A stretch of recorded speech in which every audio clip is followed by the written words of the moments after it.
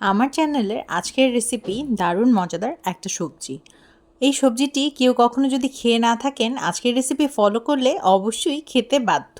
এই রেসিপিটির নাম লাউ বড়ি। কোনো ধরনের মাছ, মুরগি কিংবা ডিম ছাড়াই এইটি খেতে এত মজা যে একবার খেলে বারবার খেতে যাবেন। চলুন তবে শুরু করা যাক।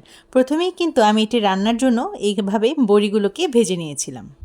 আজকে যে বড়িগুলো ব্যবহার করছি সেগুলো কিন্তু কুমড়ো বড়ি। কুমড়ো বড়িগুলোকে প্রথমে এভাবে ভেজে নিতে হবে। তবে খুব বেশি তেলে কিন্তু ভাজা যাবে না, অল্প একটু তেলে বড়িগুলোকে খুব ভালোভাবে ভেজে এভাবে উঠিয়ে নিতে হবে। এবারে আমি একটি কড়াইয়ে তেল গরম করে তাতে কিছু পেঁয়াজ কুচি ভেজে নিচ্ছি। পেঁয়াজ কুচিগুলো বাদামি করে কিন্তু ভেজে নিতে হবে। এখানে প্রায় হাফ কাপের মতন পেঁয়াজ কুচি ব্যবহার করছি। পেঁয়াজগুলো খুব সুন্দরভাবে ভাজা হয়ে গেলে এই পর্যায়ে দিয়ে দিলাম অল্প একটু পানি। এরপর দিয়ে দিলাম হাফ চামচের মতন হলুদ, প্রায় হাফ চামচের মতন মরিচ, হাফ চামচের মতন ধনে গুঁড়া এবং সব কিছুকে কিন্তু আবার খুব সুন্দরভাবে মিশিয়ে নিতে হবে। এবারে দিয়ে দিলাম লবণ প্রায় 1 চামচের মতন। দিয়ে দিলাম 1 চামচ পরিমাণ পেঁয়াজ বাটা। এবারে খুব সুন্দরভাবে কিন্তু পেঁয়াজ বাটাটাকেও মশলার সঙ্গে মিশিয়ে নিতে হবে। কিছুক্ষণ এভাবে নাড়াচাড়া করে খুব সুন্দরভাবে মশলাটাকে কষিয়ে নিয়ে এ পর্যায়ে দিয়ে দিলাম লাউ।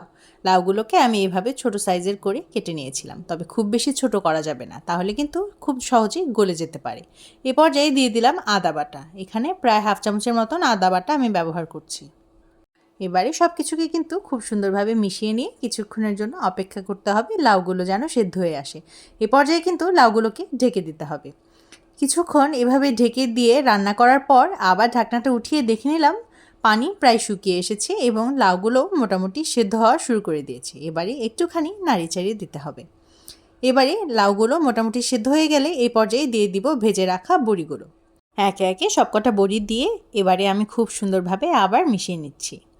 এভাবেই কিন্তু কিছুক্ষণ ধরে রান্না করে যেতে হবে। এ পর্যায়ে আরেকটু কিন্তু ঢেকে দিতে হবে এবং আবার সুন্দরভাবে রান্না করে নিতে হবে। কিছুক্ষণ ঢেকে নেওয়ার পর আবার ঢাকনাটা উঠিয়ে অল্প একটু পানি দিয়ে দিলাম। প্রায় হাফ কাপের মতন আমি এখানে পানি ব্যবহার করেছি। এ পর্যায়ে কিন্তু দিয়ে দিতে হবে কাঁচামরিচ। প্রায় 5 থেকে 6টি কাঁচামরিচ আমি আজকে ব্যবহার করেছি। লাউয়ের সঙ্গে কিন্তু আমি একটি বড় সাইজের আলু একটু বড় করে কেটে দিয়ে দিয়েছিলাম, বলতে ভুলে গিয়েছিলাম। এবারে আরও একটু পানি দিয়ে আরও কিছুক্ষণের জন্য কিন্তু অপেক্ষা করতে হবে। এই পর্যায়েও আমি প্রায় 1 কাপের মতন পানি ব্যবহার করেছি। এভাবে জাল উঠতে থাকবে এবং আমাদের লাউ বড়িও খুব সুন্দরভাবে সেদ্ধ হওয়া শুরু করতে থাকবে। এই রেসিপিটি কি কেউ কখনো ট্রাই করেছেন? যদি না করে থাকেন, আজকের রেসিপি দেখে কিন্তু অবশ্যই একবার ট্রাই করে দেখবেন। আশা করছি নিরাশ হবেন না। আমাদের লাউ বড়ি কিন্তু একেবারে তৈরি হয়ে গিয়েছে। এই তো দারুণ মজার লাউ বড়ি একেবারে তৈরি আমাদের প্লেটে চলে যাওয়ার জন্য। আজকের রেসিপিটি ভালো লাগলে কমেন্ট বক্সে জানাতে একেবারেই ভুলবেন না। ধন্যবাদ সবাইকে।